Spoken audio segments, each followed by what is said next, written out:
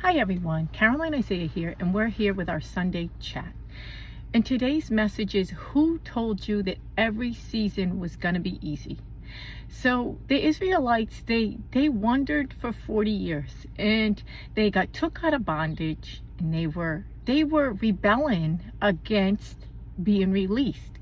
Can you imagine that? That they were rebelling against being released from bondage, from abuse, like a Stockholm syndrome. And God gave them manna, fresh manna, not just any manna. Manna is a wet substance, but what it does is it fills you, just like the Word of God. So ultimately, they were getting a fresh word from God every day. They were getting, if the waters were bitter, so God directed Moses to throw a twig in the water, and it took away the bitterness.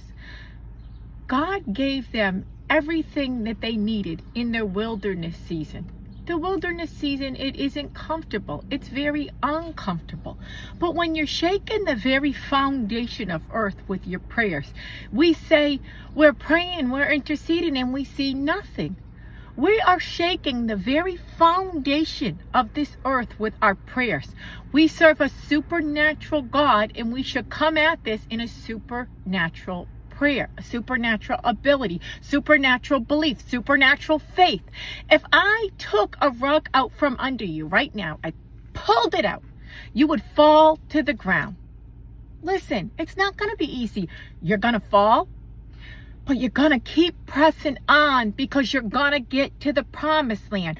We're not going to be like the Israelites who sat and murmuring and complaining, even though they were took care of, they were covered and protected, they were led by the Spirit day and night, they were fed quail by evening, and they were give light in the dark, they were give water when they were thirsty, they were fed and filled daily, they were clothed, they had every blessing and everything that they needed to make it to that land of milk and honey, to the land of the promised land.